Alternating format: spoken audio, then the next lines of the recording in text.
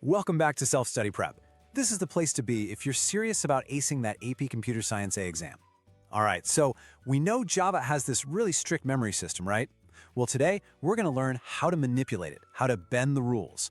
We are diving deep into Chapter 1, Part 7, Java Typecasting and Rounding.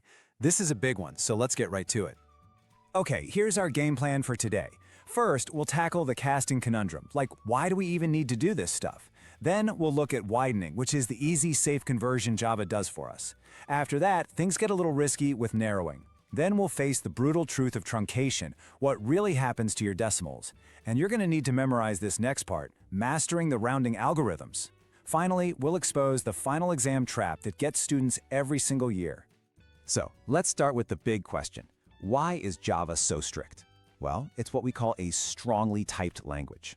And that's just a fancy way of saying it's super picky about its data. It's like having separate boxes. One box, the int, is only for whole numbers, no exceptions. The other box, the double, is for all those numbers with decimal points. But what happens when you need to mix them?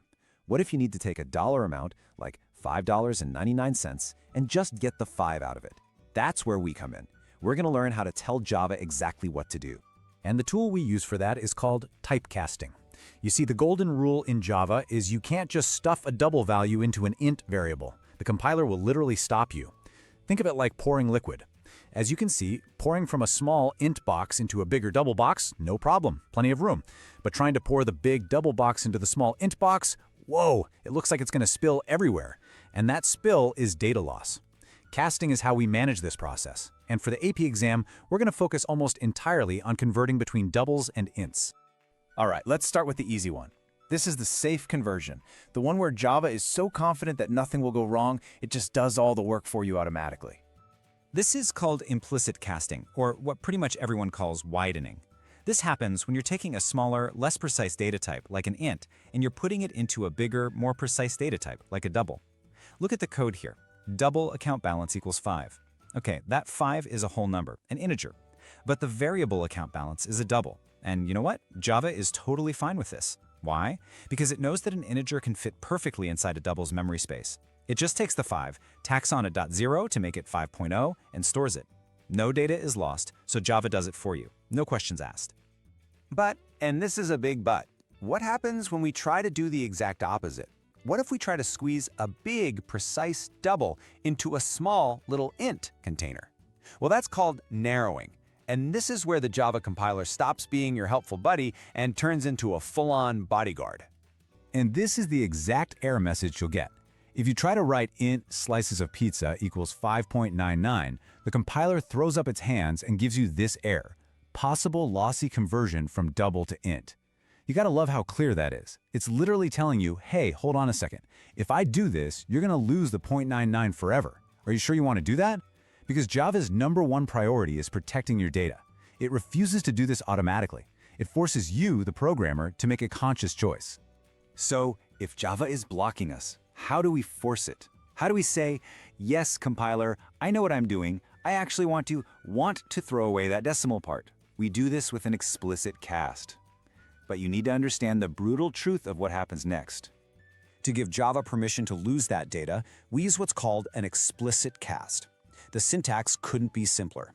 You just put the data type you want in parentheses right in front of the value. So that little int you see, that's the cast operator. When we write int 5.99, we are basically telling the compiler, I know I'm about to lose the 999, I am authorizing this data loss, do it anyway.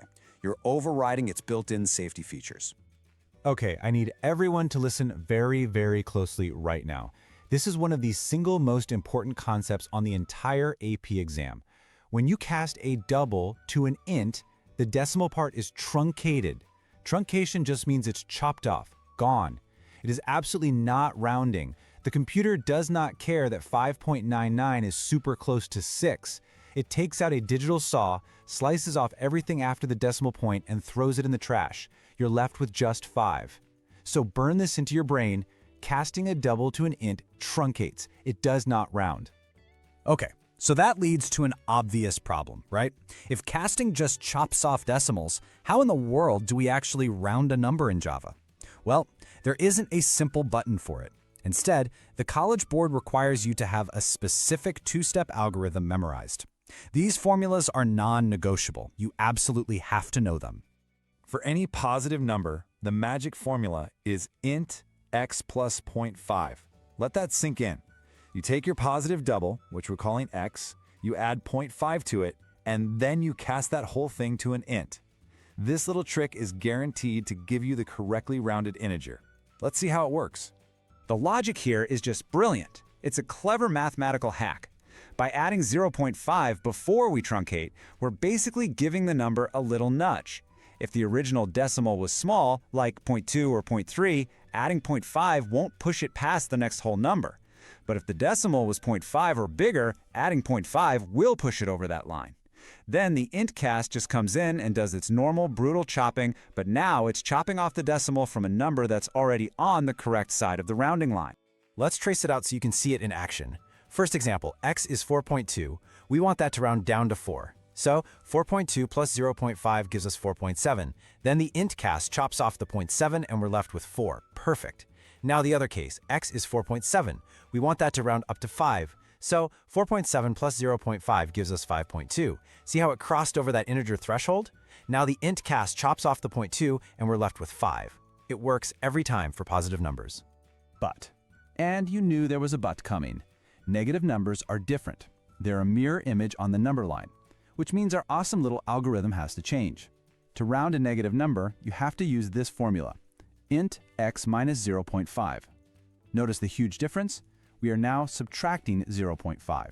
Let's prove this one works too. Case 1, x is negative 4.2. That should round to negative 4. So we do negative 4.2 minus 0.5, which gives us negative 4.7. Then the cast truncates the 0.7, leaving us with negative 4. Perfect. Now for the other one, x is negative 4.7, which should round down to negative 5. We do negative 4.7 minus 0.5, which pushes it over the threshold to negative 5.2. The cast comes in, chops off that 0.2, and we're left with our perfectly rounded negative 5. You have to memorize both formulas. Positives, you add 0.5. Negatives, you subtract 0.5. It's a guaranteed point on the exam. All right, team. Before we wrap up, we need to talk about the sneakiest, most common, most devious trap related to casting that shows up on the AP exam. It has everything to do with something called operator precedence. Look at this line of code very, very carefully. System.out.println in parentheses, double in parentheses, 1 divided by 2. Now your gut reaction might be, oh, it's casting to a double and 1 divided by 2 is 0.5. The answer has to be 0.5. But is it? Think about the order that Java's going to do these things in. The answer is 0.0. I know, right? It's a total curveball. So what on earth just happened? Why didn't we get 0.5? The answer is that all of our precious decimal precision was lost before the cast ever got a chance to do its job. It's a classic operator precedence trap. Let's break this down. In Java's order of operations, casting is way up there. It's very important. In the correct code on the left, double 1 divided by 2, the cast is right next to the 1, so it happens first. The integer 1 becomes the double 1.0. Then Java does the division. 1.0 divided by 2 gives us 0.5, just what we wanted. But in the trap code on the right, those parentheses have an even higher precedence than the cast. Parentheses are king. So Java does what's inside the parentheses first, 1 divided by 2. And since 1 and 2 are both integers, this is integer division.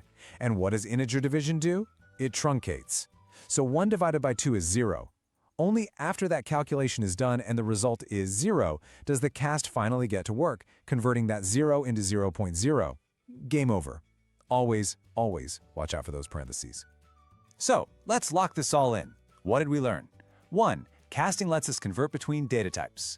2. Widening, like from int to double, is safe, so Java does it automatically. 3. Narrowing from double to int is dangerous, so it needs an explicit int cast, and it always, always truncates. 4. To round positive numbers, you use int x plus 0.5. 5. To round negatives, you use int x minus 0.5. And finally, the big one, beware of operator precedence, because parentheses can completely change the result of your code. And that's a wrap on Chapter 1, Part 7. You are now fully prepared to handle Java's data types, cast like a pro, and nail those rounding questions. If this breakdown helped you get one step closer to that 5 on your AP exam, do me a huge favor and smash that like button, share this with your classmates, and of course, subscribe to Self-Study Prep so you don't miss any of our deep dives. But before you go, it's time for the question of the day. Let's put this new knowledge to the test. Given this line, double data equals 8.9, what is the exact value and the final data type of this expression int data plus 0.5? Now think very carefully about the order of operations we just discussed. Is this the rounding algorithm or is it another trap? I want you to post your answer and your step-by-step reasoning in the comments below. I'll find the best explanation and pin it to the top. Keep up the great work and I'll see you in part